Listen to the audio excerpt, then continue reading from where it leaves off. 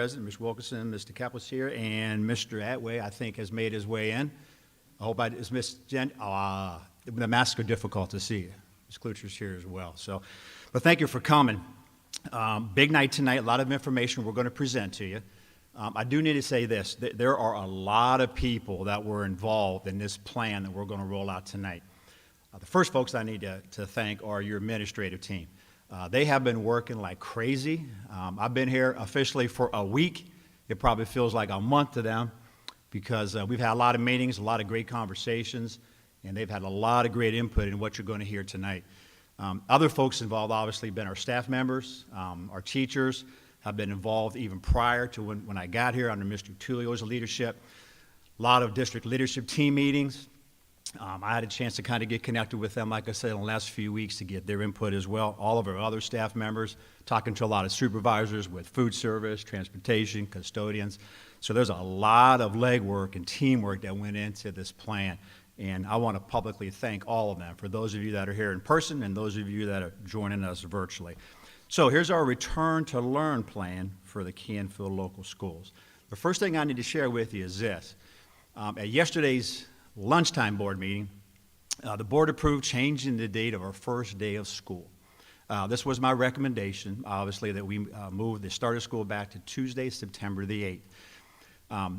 Just to make sure everybody's aware, our middle school kids and high school kids will report on that first day of school. And our elementary kiddos now are going to do something I think's been going on for a couple years now. Mr. Lavery, correct me if I'm wrong, where we've done some benchmarking with our youngest learners. And that will continue on the 8th and the 9th of this school year. A lot of more information coming from those building principals, but just so our parents know at the elementary level, that's how we're going to start off there. So why push back the start of school? A couple reasons. Number one, our teachers have been involved in some serious professional development on their own over the summer. Like I said, we've had a lot of great meetings, and my directive to them was we need to be prepared for emergency remote learning at some time during this school year. I'm not going to stand up here and tell you we're going to make it all the way through the year like we're going to start, okay? My goal, though, is to not only start school, but to keep it going, all right? So we're going to talk a lot of mitigation things tonight. So they're going to be involved in some serious professional development once they come to school on their first day. So those extra days where your kids aren't coming, our teachers are coming, they're going to be working. And we're going to be working really hard on our Google Classroom platform, using Google Meet, and making sure that they are armed and ready to go for when I have to flip that switch and say, okay, folks, we're going to emergency remote learning. The second part for Mr. Tullio and I sure will. I sure will. That's a good point. Everything that we do and talk about is being taped. We'll have it on our website as well after tonight's meeting for you, okay? But you're more than, and this presentation will be on there as well. So a lot of people, a lot of things behind the scenes to get ready for tonight. Another reason to delay the start, as I was saying, Mr. Tullio's been involved prior to my arrival with getting a lot of things here. Stuff like you see right here in front of you, okay? Sanitizers, those student dividers, all that type of equipment, okay? We need here by day one. So that's the rationale for pushing back the start of school. Okay, so here's what we have. Under option one, we have 3 different types of education, okay? The first one is in-person, all buildings, 5 days a week.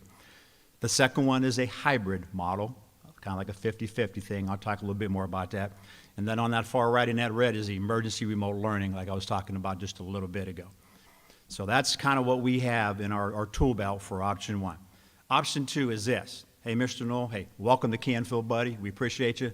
But no matter what you tell me tonight, I'm not coming in person. Totally understand that, totally respect that. We've talked about our online Cardinal Digital Academy a couple weeks ago. We have a lot of good information out there, a lot of good momentum. Mr. Mooney's done a good job getting that information out to you. But that is also an option, okay, for any student in the school district, okay? So let's talk a little bit about what we're doing. The in-person model's in red, as you can see to your left, because that's where we're going to start day one. We're all in. It's like we started last fall, okay? We're going to come in. We're going to have all our buildings open, have our kids here. The 50-50 model is out there. We might need to shift to this based on an increased number of cases, based on how COVID kind of rolls out here in the near future. And then finally, the emergency remote learning under that option 1 is something that obviously we might need to go to as well. And then digital academy there as option 2. So let me talk a little bit about some general expectations in any of those models in option 1. No matter what we do this year, okay, we're going to have our kiddos and our teachers follow their daily schedule, okay? Our goal for our teachers are to be doing live streaming when we're in that emergency remote area and or recording lessons using Google Classroom. Attendance is going to be taken daily, no matter what mode we're in. I think this is going to be beneficial for teachers and students if we get to the point where we have people who are sick or are quarantined, that we're going to be able to engage them via technology. Now, I need to say this for everybody. Last spring is not going to be the same when we go to remote learning this year, okay? Not even close. The expectations, I know coming to Canfield, are high. And that's exactly where we're going to be when I have to flip that switch to go to emergency remote learning. Our teachers are going to be ready, they're going to be engaged, they're going to have their lessons ready to roll. So for our parents and kids, be ready, okay? Because we're going back to good old Canfield when I have to make that switch, okay? I want to make that clear to everybody. It's going to be a lot different than what it was last spring. So let's talk about what day 1 is going to look like with everybody coming in 100%. We're here Monday through Friday. Our goal is to keep 6 feet of social distancing, with the understanding that is going to be difficult to do in all of our buildings. So our goal then becomes 3 feet, and we're going to use a lot of things, what I call mitigating factors, some of you see up here in front of you, and we're going to talk about later. Okay, the CDC recommends 6 feet. If you can't get 6 feet and you're down to 3, you need to put some safety things in place, which is what we're going to do. Parents, we're going to need your help in a lot of ways to get through this school year, but right out of the gate, we're going to ask you to take temperatures of your kids, okay? Above 100.4 or having any types of symptoms, and I think I'm going to send home a symptom check, little cheat sheet for you as well here, so you have that in front of you. If you've got any of those things going on, you got to keep your kid at home, okay? We really need your help with that this year more than ever. A cloth face mask is required for all staff and students, K-12, on buses, while they're in the building, with designated breaks for our kids. If you watched the governor last week, he basically said all masks are in. Okay, we were there before the governor, but I'm glad to hear that. I think that's where we need to be. There will be breaks in there, and we can talk a little bit more about when that might be appropriate. We are going to have a medical exemption form. The governor basically outlined 4 reasons, why kids, medically speaking, would be exempt from wearing the cloth face mask, okay?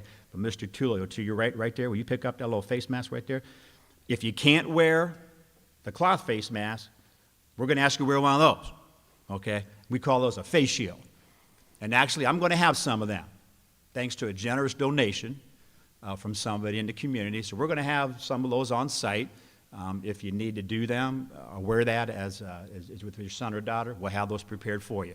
But our goal, cloth face mask for everybody that can wear, okay? And if you need the medical exemption, we're going to make that form, get it online as well, and have you get that signed off by a doctor and back to us if that fits your scenario. So our goal, get our desks situated where we can get the best social distancing possible, ask our kids to do what they can do. I was a little alarmed to see some of the pictures last night of some of our schools in the southern part of the country where you got 500 high school kids in a hallway. That is not what we want, not even close. So we're going to be working hard teaching our kids, too, how to help us with that. We're going to work very hard to eliminate shared classroom materials, which I know is difficult, but that's going to be one of our priorities. We're going to keep doors open, get the airflow going. We're going to have fans. If we have fans, they're going to be running. All right, we want to keep ventilation. We want to keep air moving in our buildings as best we can. And obviously, we're going to keep them open because one of the big things are door handles, those types of things. Right? We want to try to lessen the contact there.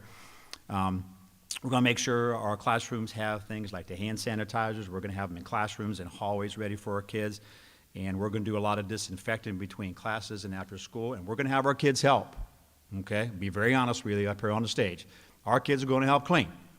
And our health department said that's a good thing, okay? It's a good lifelong skill, actually, for them. So we're going to ask for their assistance along the way in their areas.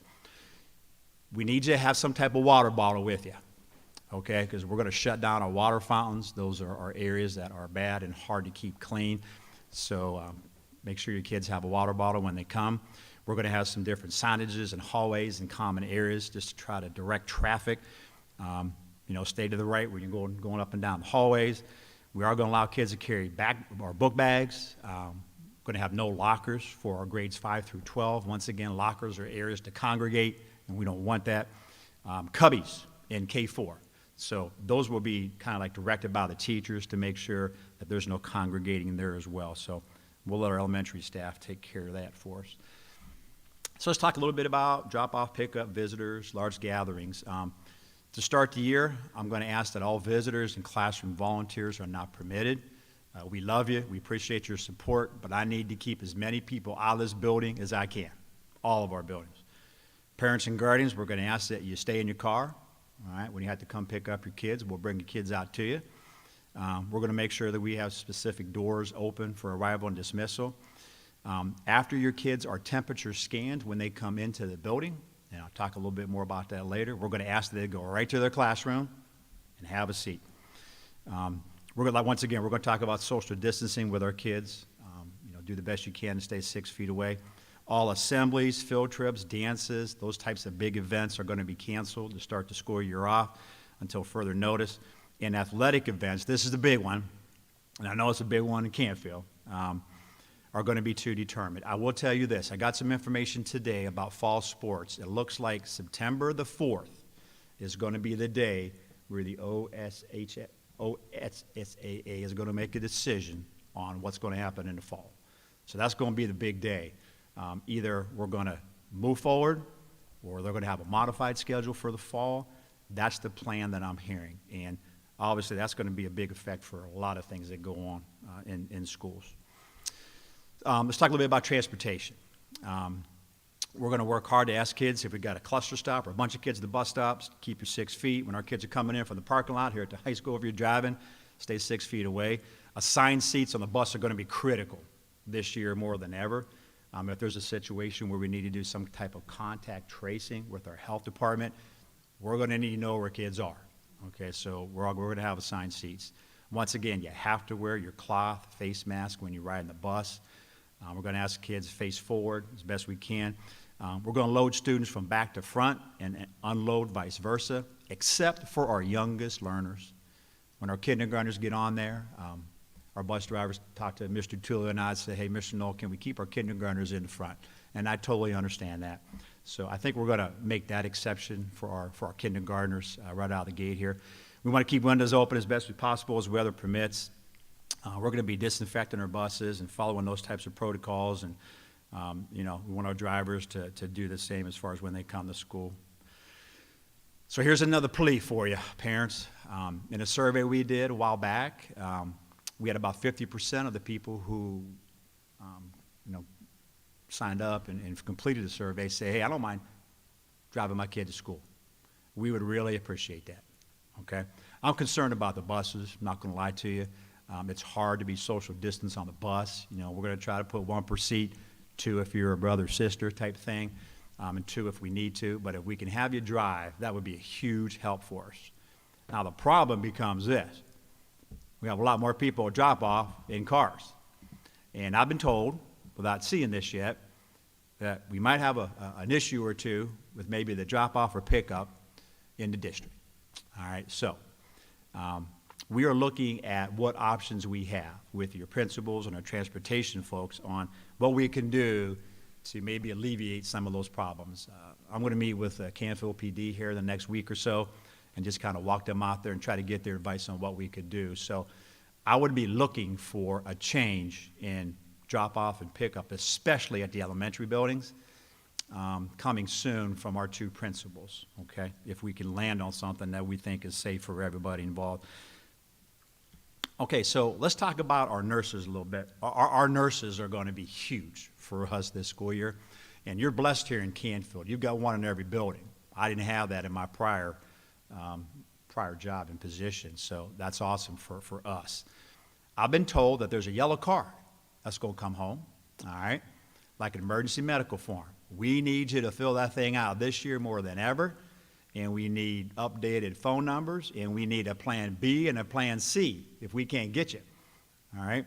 And have a backup plan to come pick somebody up too, because if your son or daughter comes in and they got a temp that's too high, we're going to isolate he or she and call you, and you got to come and get them. All right, so we really need your help there. Our nurses are really working hard on getting entrances and exits put together and having guidelines when kids come to the office.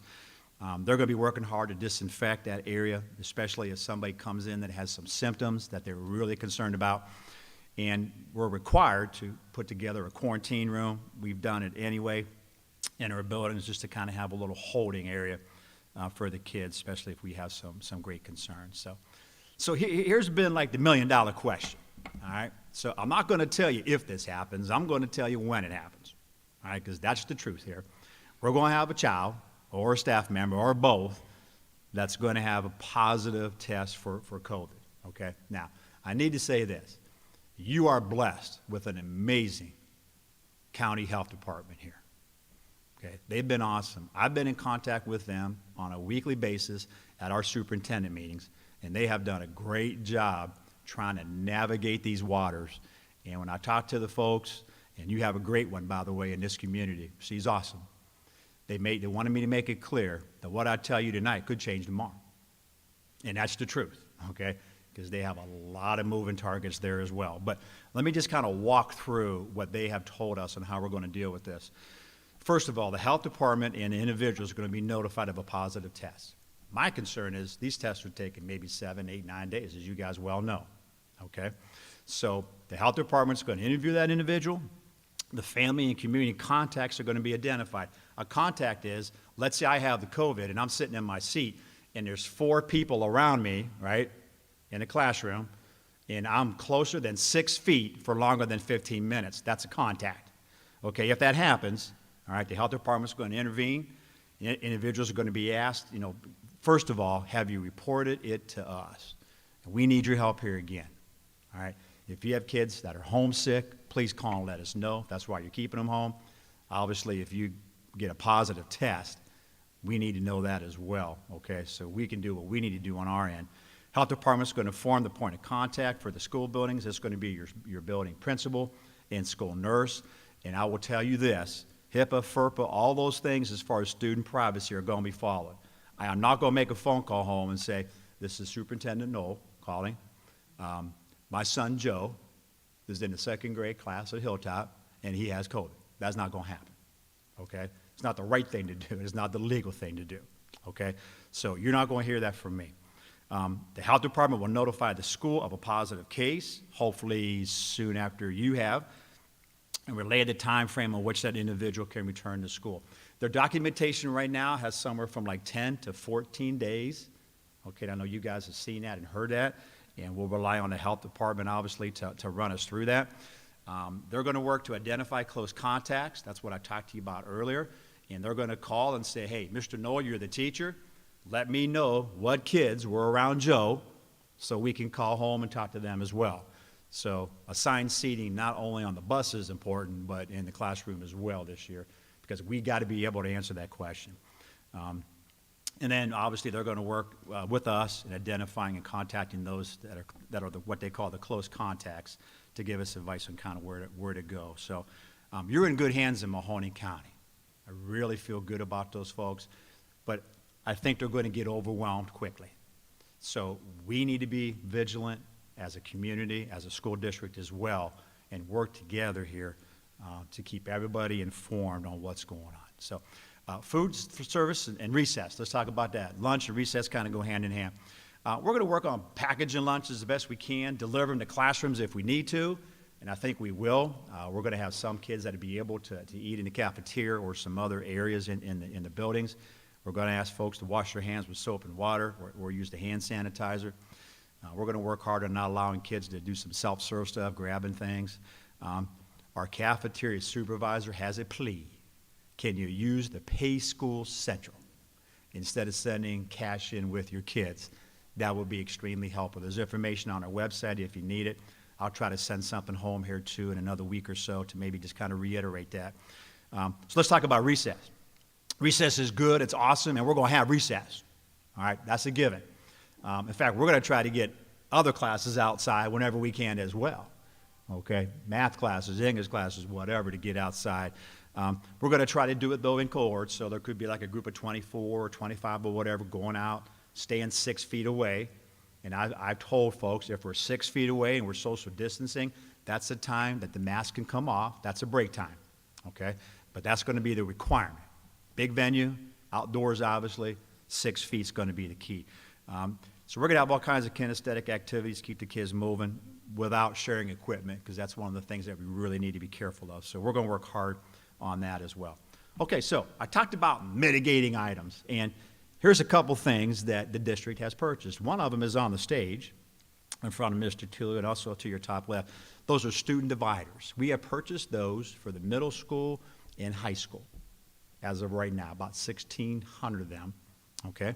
Now, what you see in the middle is an interesting contraption. I don't know if you can see all that, but it's basically a PVC pipe with, and now this isn't plastic because that material needs to be fire resistant. We had the chief come in the other day and made that very clear. So we're going to get a material that we can build those as well. And my thought is to use those for our elementary kids, okay? This is a situation where they're doing like some kind of group work, even though it's not going to look the same. They're not going to be able to share things, but at least they're going to be able to see. You know, I know guided reading's big, and our math program is big here, and those are some of the things that say, hey, we need to get as close to this as we can. So if we don't get more dividers, we're going to build these for our elementary kids, which I think is pretty cool. To the far right is the temperature scanners. Okay, we purchased those as a district. I talked a little bit about that at some past board meetings. Kids are going to come in, it's going to take your temperature, and it's going to give us a number. If everything's good, you continue on. If it's not good, we're going to ask that kid to report to the nurse's office. And at that point, the nurse takes over.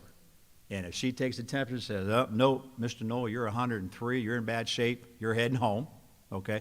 Or if she says, nah, you're 98.5, you're good, off the class will go, and I'm sure they'll monitor those kids later on. But one of the discussions in the start back from the Ohio Department of Education was that students should be scanned when they arrive to school. This is how we're going to handle that.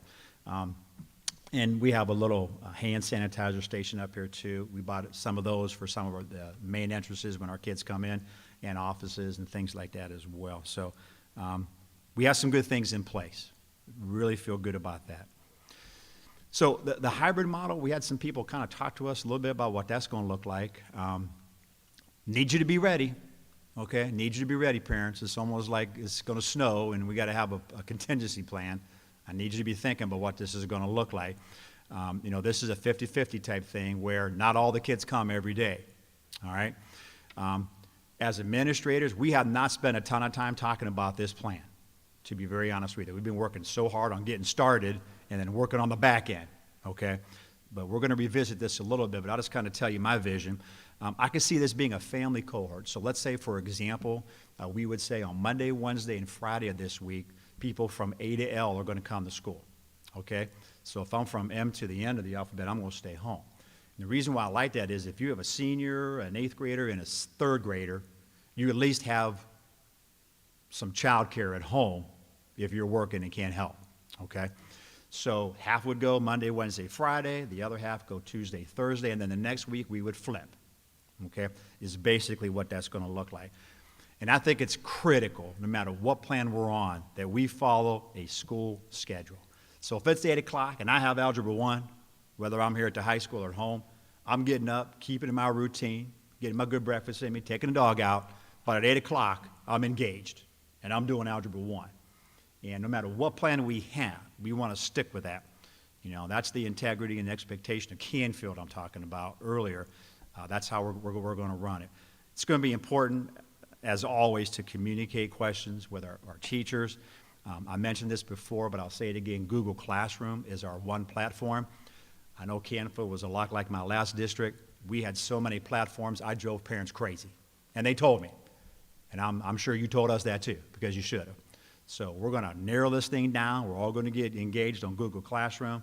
I'm going to work with some of our people here in the district to put some Google Classroom things online for parents to help you, okay, if you need it. So we're going to work on getting that done as well. And then as staff members, we're going to work hard on getting things graded in a timely manner and getting stuff back to kids. I think that's important as well. So the emergency remote learning. Okay, so like I said, we are planning for this. It's not if, but it's when. My goal is to kick it down the road as long as we can. But you need to be ready, parents. You have to be ready. If I call you on a Friday and say on Monday, we're going emergency remote learning, okay? Got to be prepared. Students will engage in this, and it's going to mirror very similar to the in-person experience as best we can. We're going to follow our schedule. You're going to keep your routine as you're working from home. We're going to monitor that progress, and teachers are going to create videos, looking for ways to support and supplement using the Google Meets. Instead of Zoom, we're going to go to the Google Meets. Teachers are going to have their regular hours and be able to help and assist. And once again, we got to communicate. We got to talk to one another if we're having any issues. Yeah. So that all comes under option number one, with us starting day one, all in. Okay. So, like I said, hey, Mr. Knoll, thank you. Great speech tonight, buddy, but I'm not buying it. All right? I'm not coming. That's fine. Okay, so the second option, like I said, Mr. Maroney's done a great job. We had a great meeting the other day virtually talking about this, so I'll just go over a couple things. It's an online platform with a virtual classroom. We're going to ask you for a semester commitment.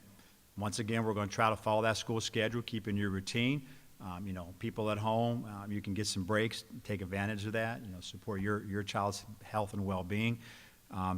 You know, we're going to try to do the best we can to give you a great education at home. We like you to get a good environment, you know, try to find a nice place where there's not a lot of noise and maybe the dogs aren't running around. And I was on a lot of Google Meets, and myself included, dog jumped on my lap. I'm like, you got to be kidding me. Okay, but that happens. We get it. But do the best you can. We're going to monitor the progress and, you know, making sure everybody's following their schedule. Mr. Maroney mentioned this, but we're going to need some in-person time with our kids, and specifically probably our youngest learners, just to kind of get some benchmarking. And I know reading grade levels are important, so we're probably going to call you in small groups to have some conversation. You know, we're going to grade the work, like I said, in a timely manner, follow all our board-approved policies. The videos are going to be a big piece of that. Students on IEPs, we had a lot of questions about that. We're going to do everything we can to support all those, the IEPs, the 504s, get some intervention teachers actually on board with this at the district level to help us. And it's all about communication again. And I need to say this is going to be run by Canfield teachers. Nothing against the great people that work on online schools, but I want our kids in front of the best people I know, and the best people I know are sitting here in Canfield as teachers. So that's our goal. Now, he and I got to figure out how to work that, all right, but we're going to get there, okay? But that's the rationale, because I know some districts are paying third-party people to come in and run their academies and using those other teachers, but we're going to try it this way. I think it's best for us. So just a quick reminder, Friday, August 14th is like your last deadline time to register for the online school. Mr. Maroney is having kind of like an in-person registration informational night here next Tuesday, and he's going to have some curriculum available, some laptops where you can go on and actually see what second grade reading, math might look like. If that's something that interests you, we'll have that ready for you. So feel free to come and be part of that. So we are going to work hard to communicate as best we can, as fast as we can in this changing world. All right? There's some danger doing what I'm doing tonight. There's a lot of danger, to be honest with you. Because like I said, the governor could come on tomorrow and change everything I just said. All right? And that's a possibility. But we're planning, we're working hard, we're going to communicate with you, but I need you to be flexible. I really do. And I'm going to share this with you. I'm going to take the quote from a great superintendent friend of mine who used to work at the Marlington local schools. That would be me, okay? My phrase last year was, stronger together. This time last year, I came up with that. I had no clue what was coming. No clue. But I was like the smartest guy in town by making that comment last year, and I'm going to make it again tonight. There is no way we're going to make it through if we don't have your help. I'm just going to tell you that point blank. We need you. We need you. We need you with transportation, all right? We're going to need you when we have to go at home. We're going to need you doing temperatures. We're going to need you to be what the Ohio Department of Education calls flexible and nimble. Okay? Not sure what all that means other than I might change streams on you really quick. All right, so we're going to have you ready. But, I believe the good Lord put me here for a reason, and I think it's to help Canfield navigate these waters. I know they're challenging, but I will tell you this. In my couple weeks I've been here, you have awesome people, educators, support staff in this district, okay? And we're going to find a way to get it done, all right? Well, I thank you for your time. That's my quick presentation. I'm not sure how quick that was. I was a little longer than intended. I apologize. So here's what we got. We got some time for some questions and answers here. We have some people that have already kind of like sent questions in online. We're going to read a couple of them. We're going to ask you to fire some questions at us. If you don't mind, I really don't want to hand mics around just to, and just kind of where you're at. If you just want to stand up and talk loud, put your hand up. I'll call on you. And we'll kind of go audience, we'll go computer if that's okay, and we'll just kind of work our way around. Okay, you want to start with a computer one? Sure. Let's do it.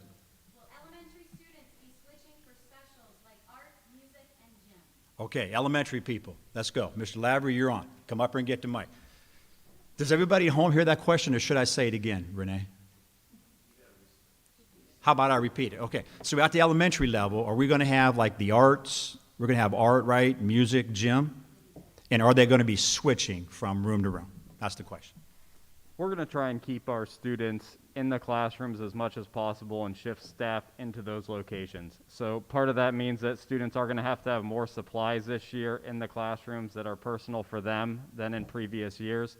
But the plan at this time is to have those specials traveling into the classrooms and providing that instruction to our students inside their own rooms. Perfect, thank you. How about from the audience? Put a hand up and I'll call on you. I see a hand way over there. You got to talk loud way over there.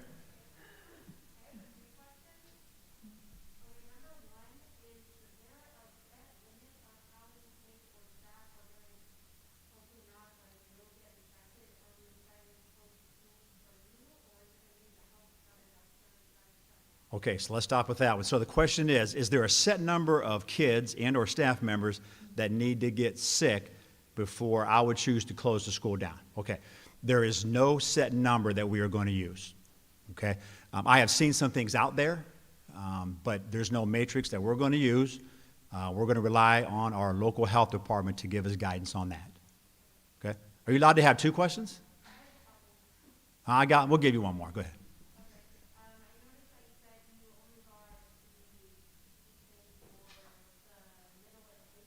Correct. The elementary kiddos, and I don't know if I can go back here. Doesn't look good. Well, you know what? This one here in the middle? Yeah, we're looking at, I don't know, if this clicker thing work. But the one in the middle is what we're thinking about doing for elementary kids. Okay. Well, here's what we got. We have a community member that said, I want to make a donation. And I want to donate those dividers to Canfield. Here's the problem. That material, you can't find. He's working hard. So I said, you know what? I appreciate that, but I'm going to give him about a week. I'm not going to lie to you. And then we got a great guy here in the community. I won't mention Barry's name, but he's going to come in and build those things for me for the elementary kids. Do we need to cut her off? Okay, one more. Sorry, are we doing, for the kids that are coming into the middle school from elementary school, are they doing a meet-the-teacher night or somewhere that they know how to navigate the middle school? Mr. Breed, you're up. We got an answer right here for middle school principal. Hi, Judd Rubin, Canfield Middle School principal. Obviously, that's a big transition from 4th to 5th grade. We are looking at an open house for our 5th grade only. Just a tentative date is Thursday, September 3rd. We're going to bring our 5th graders in by pods. distance them, but that's very important for our students to get used to the building, get to know their teachers, and we want them to feel very comfortable. They missed out on our fourth grade orientation in the spring, summer visits, and so we want to make sure it's a very smooth transition for them. So we are planning an open house for our fifth graders. Let's go to the computer. How can you keep kids safe when wearing masks? This seems like a safety issue. How will you know who they are? Okay, so how can we keep kids safe if they're all wearing masks? Safety issue. Okay, I guess I better take that one. I guess my response would be, nothing's going to be different. We're going to expect our kids and our staff members to be vigilant. If you see something that doesn't look right or sound right, you tell somebody. And I think we have that here in Canfield. See something, say something. So I guess my response would be, we're going to be as vigilant as ever to make sure we're looking for things that aren't right, even with kids wearing masks. Audience, I saw a hand right there. Yes?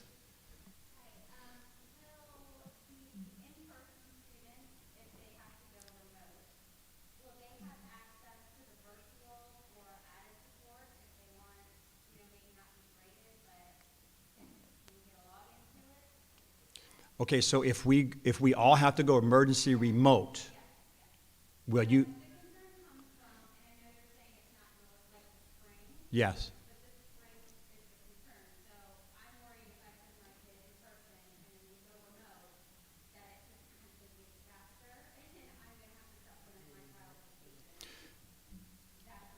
Understand. Well, here's the deal. The virtual learning that we're doing in the Digital Academy is a curriculum that our teachers are going to be able to use as well. This is really a win-win for Mr. Maroney and I, okay? So that's going to be available to our teachers, and we're doing PD, like I said before the school year starts, to immerse our teachers in that. Here's all I can tell you. I've made it very clear that the expectations have been ratcheted up when we go to emergency remote learning in Canfield. And I have no doubt that your teachers are going to respond 100%. Okay, go to the computer. How will you determine when you change to 50-50? What is the deciding factor? So the question is, when will we have to go, or when will we go to 50-50? Okay, once again, we're going to rely on the health department to give a lot of guidance on that, but I think once we get to the point where we have a lot of kids and staff members who would be possibly sick, I'm concerned about subs and how we're going to cover people. So I think if we get to that point, that might force my hand, to be very honest with you. So that might be the red flag, I guess, to answer that question. Audience, right here. Yes. Being Campbell not having air conditioning and the kids having to wear masks all day, are they going to be allowed to have fans in the classroom or the windows open? What are you going to do about that? Sure. So windows are open, fans are running, and there will be teacher-initiated breaks from their masks, okay? And let me tell you when that might happen. Okay, so let's say I have all my first grade kids in the room, and we're sitting in our little cubicles, and the teacher's getting ready to talk. Now might be a good time to take a break, because we're all sitting down. You know, the teacher's 6 feet away. I have my mask on, I can take it off now, and I have my barrier around me. To me, that's a good time we can take them off. Another good time might be when we go outside, okay? No matter what class you have. If we can get 6 feet and we're sitting under a tree, I think we have trees over there, right? We got some trees. We can sit underneath the tree and enjoy that. Obviously, when we're eating, you know, we'll have them on to the cafeteria, or if we're in the classroom, we can take them off there as well. So I don't want people to think that the kids are going to have them on every minute all day long. I'm pretty animate that we're wearing them, though. I hope you guys can tell that. I think that's important, but it's also important that we give some breaks. And I don't know if you caught my little tidbit tonight, but that also includes the high school.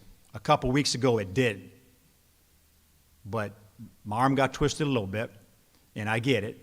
So we're even going to allow that break for our high school kids as well. Teacher-initiated breaks, okay? And very similar kind of idea. So let's go to computer. How can you possibly keep the cafeteria, library, study halls, and gymnasiums socially distant? The only good thing about those areas are they're big. The question was, how can you keep people apart in the cafeteria, in the library, in the auditorium? I mean, a good example is what we did to you tonight, right? You know, we're not letting you sit real close together. In those bigger venues, that's really our best shot to have the 6 foot of distancing. So in most of those areas, as I've seen, as I've made my rounds, I feel pretty confident that the majority of those areas, we're going to be able to get that 6 feet. So, yes, ma'am. Will you require a positive test before you ask contact or contacts the quarantine? Because it seems like people say, oh, I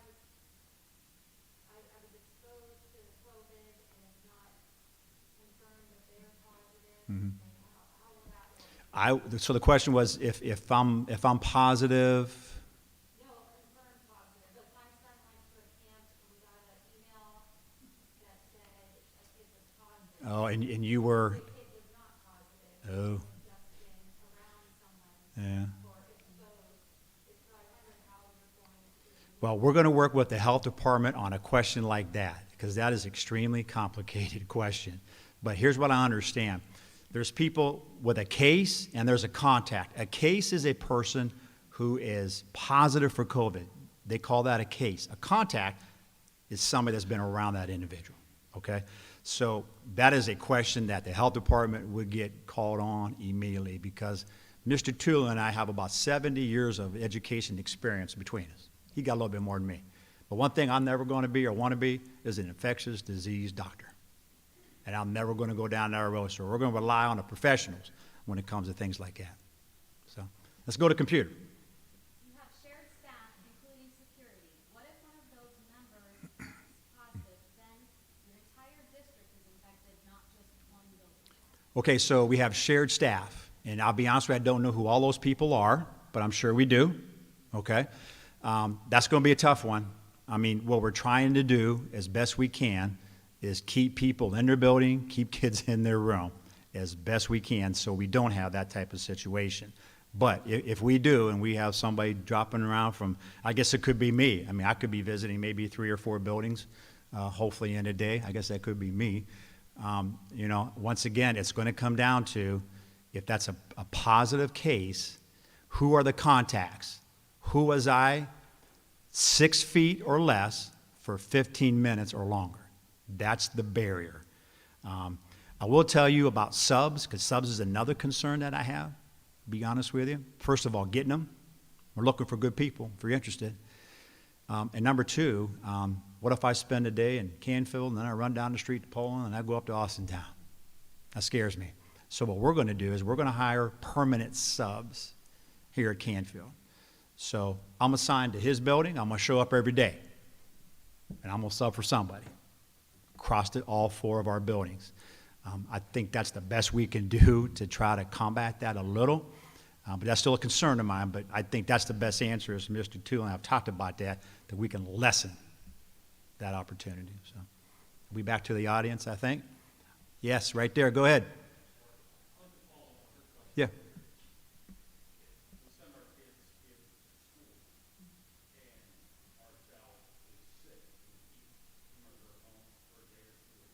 Mm-hmm.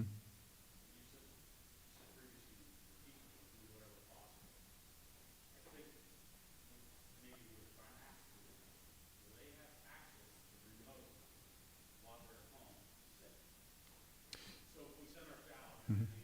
Sure. Right.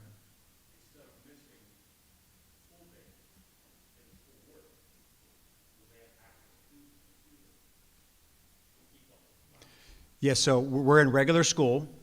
My son stays home for 3 days because he's not feeling good. Is my son able to go on to the teacher's information and see what was missed, basically, right? And that answer is yes, absolutely. So we're going to ask teachers to record, put some videos on, some of their lectures in the classroom as well. I mean, it's almost like, you know, when you miss 3 days before, you always call the teacher and say, hey, what did I miss? You know, now we're going to have this great opportunity with technology to be able to get some of those things while you're still at home. And I'm sure there's going to be some grace. I mean, if you're at home and you're sick for 3 days, the expectation is not going to be, hey, when you come back, you better have all your work done. I don't think that's fair either. But to answer your question, that is an option, yes. Mm-hmm.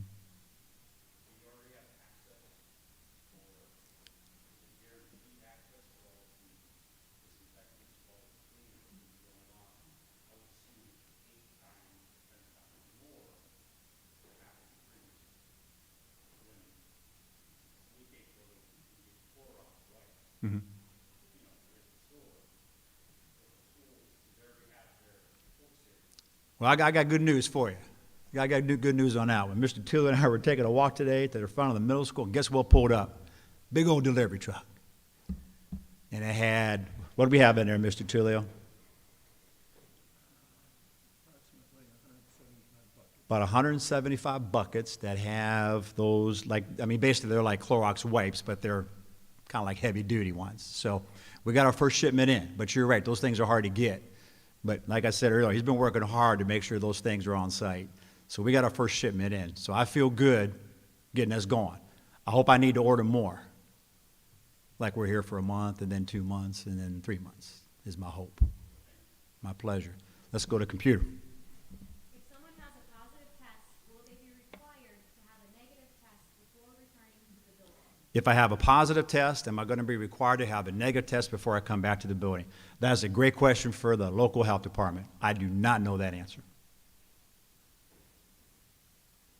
I saw a hand all the way in the back. Thank you. So my question kind of goes along with your question. My son is starting kindergarten this year. He's already very anxious Sure. about starting school since, he's going in kindergarten. Is there some way I can get him, like, I don't know if it's like an open house or like a meet the teacher type thing where he can get acclimated like to the actual school or the classroom, something like that ahead of time? Which one of the elementary guys want to take care of that one? Ms. Lab, you want to take care of that? So the question for people at home is, hey, I have a kindergarten coming. Did you get your sign, by the way? Yes. Awesome signs. I love that. I love that, just for the record. Now, let me digress. 2 reasons we do the signs. Number 1, we love you as a kindergartner and Mom and Paul. Number 2, it helps our bus drivers.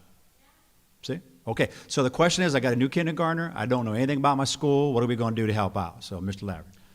Yeah, that transition for kindergarten kids into the school is always going to be a difficult one, especially this year with parents not coming into the buildings in the very beginning of the year and just making sure we have a comfort there. We are working on some ways to get the kids, kindergarten especially, into the building for an open house to come in, have a chance to meet the teacher, spend some time possibly with the parents as well to start establishing that comfort level, because all those other opportunities that we give in the summer, we didn't get a chance to offer this time. So yeah, we are working on trying to get some time for parents and potentially parents, but definitely students to come in at the kindergarten level and get a chance to meet their teacher and establish a comfort. And I got to be honest with you, I've been a little stubborn on this. I've been trying to eliminate as many things as we can so we can get the school year started. That's really been my position. So I've been a little ornery with some of these things, just trying to push back as much as possible, but still understanding a lot of your concerns and get the school year going. Mr. Flood, is that you? Yes. Fire away.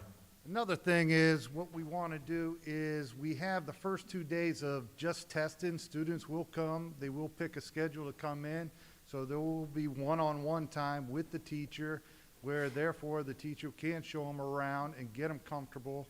My goal is to walk around, same with Mr. Lavery, and kind of show them what is it expected, what is the classroom, what is the school day going to look like in that short period of time. We understand where you're coming from. We're trying to do everything possible to make them comfortable the first couple days. Thank you. Okay, going back to the computer.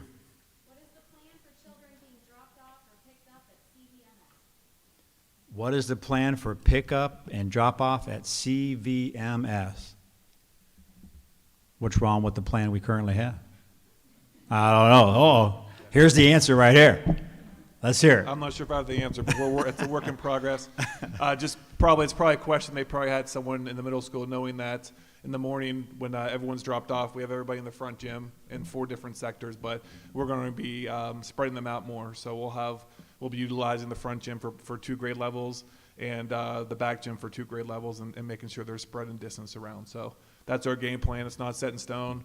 That's why we have those professional development days. And I do have a committee of teachers and my school nurse, my custodian, and a parent volunteer as well to discuss some of those things to make sure when we're up and running that day, we'll be prepared for that. Awesome. Okay. I saw a hand right there. Yes. So you mentioned earlier, it's kind of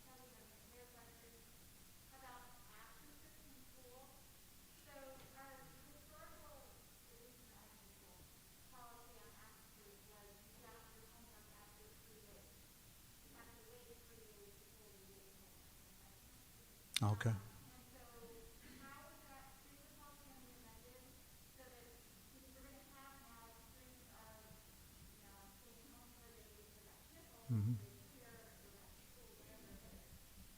So we probably have, especially those one or two, Sure. Okay. Yeah, so the question was, at the elementary level, we have a policy that you don't get homework until you've been out for 3 days. Is that accurate? Okay. I don't have a good answer for that right now. Really, I don't. How about let me talk to the administrators here, and let's talk about that a little bit. That's a policy I did not know we had. I'd like to know the rationale behind that, but we'll talk about that. Okay? Thank you. I'm sorry, not much help to you on that one. But back to the computer. CHS is still not prime time. Will the high school have prime time? I need some help. Oh, here he comes. Watch yourself. Prime time. Let's hear about it. You know, it's funny, when we talk to our students after they graduate, we always give them a survey.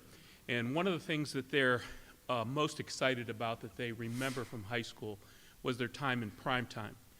Through this COVID, I've been reading a lot of articles about social, emotional states of students and where they're at. And there's so much anxiety and things of that nature.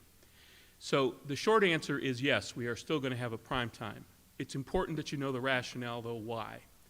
As we have these scanners as kids come in, it's important that they go to a place where they're not in the hallways and not congregating, and prime time is perfect for that.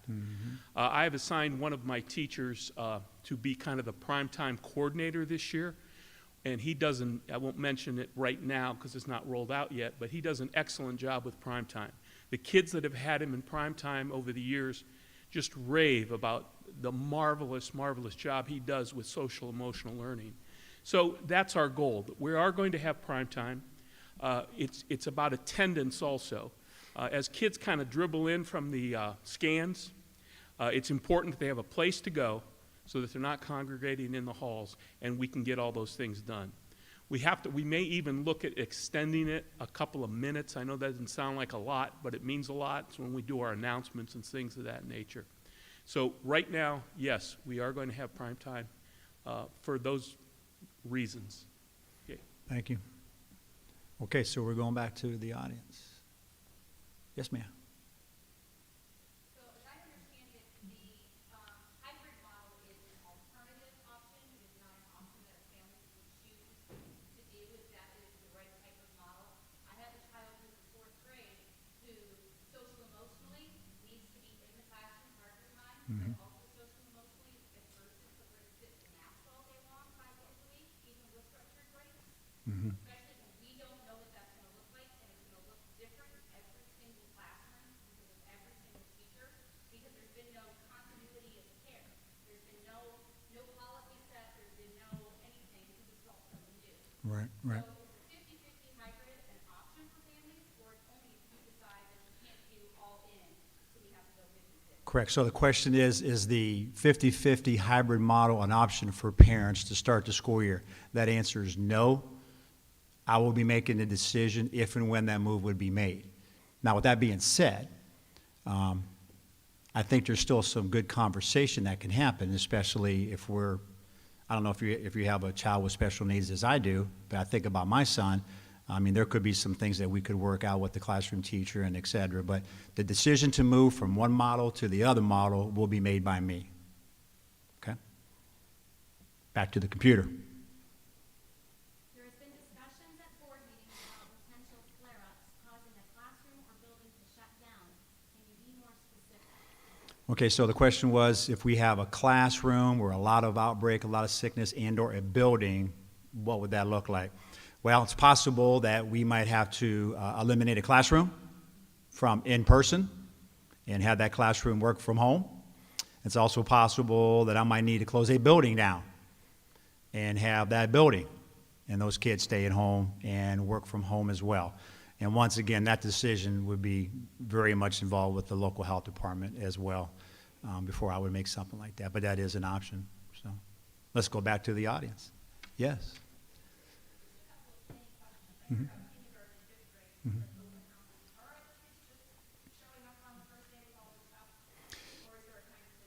If you are middle school or high school, you're just showing up on the first day with an orientation planned for 4th to 5th. And I don't want to leave the high school out either, because we've talked about 8th to 9th, correct? So let's talk real quick about that.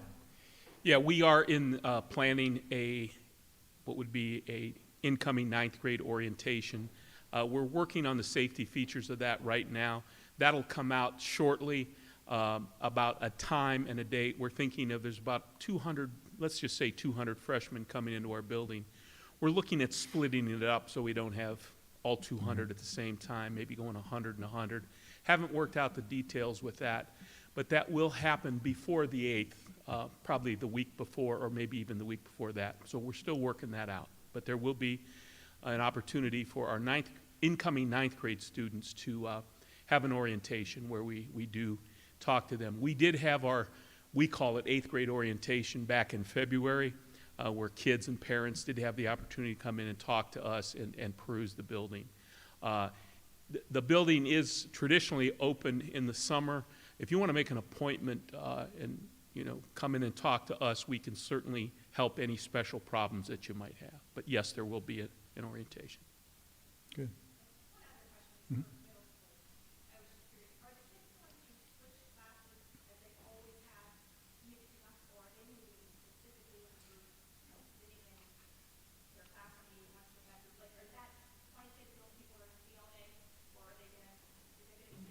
As he's making his way up here, I will tell you this. That is the model that I love.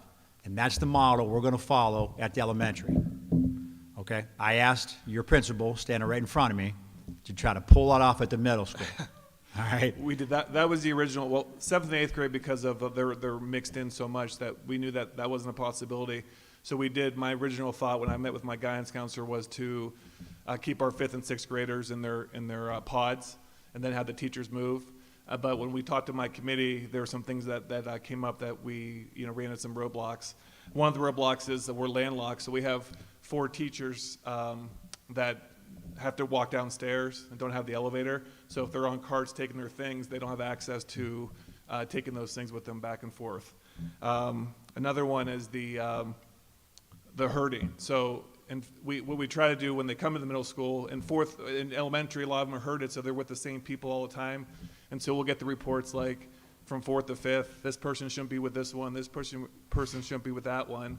But when they get to middle school, we try to avoid the herding. And so they're in a pod, so they're not having like math, language arts, and science together. They may have the same teachers, but they're mixed in. And so Johnny and Susie might be in the same class right now, but one already had language arts and one already had math. And so that became an issue with teachers just traveling. But we are going to do staggering times by content, and that's one of the things we're going to talk about in professional development with our teachers is releasing students by pods or by content to minimize the amount of hallway roaming with our students. And also, what's important too, just like Mr. Moldovan mentioned too, we want to try to have as much as a normal day as possible if our kids are back. And so those 85-minute blocks, what we have with our elementary, those 5th and 6th graders, it's a long time for them to sit. And so if we're asking them to sit there for 3 different pods like that, the anxiety again and some other things. So we want to try to make it and get them moving around a little bit, but we have plans to minimize the hallways and to do that. But as of right now, we plan on moving them by content or by pods. Are we back to the computer? I'm going to stand up, so you Uh-oh. don't have to repeat this one. Okay. I think it's a good one to end on. Okay. If your children lived in Canfield, would you send them to school with this plan? Ooh, okay. Well, good personal question, so we'll close on that one. That is a good one. Most of you know I have a son with special needs, some severe ones, to be very honest with you, and he's nonverbal. So it's a really hard decision for my wife and I, because we know if he gets sick, we're just going to have a really hard time, just to be very honest with you. With that being said, my home district is doing the same thing we're doing as we stand here tonight, where it's all in. He's in a more of a smaller, self-contained classroom just because of his needs, so we take a little bit more comfort in that. So I would say if I had to answer that, and my wife is listening, you guys know that, right? So I might be in trouble when I get home. But, because I let her make a lot of those decisions. But I would say, yes, I would send them. That would be my answer, yes. So, okay.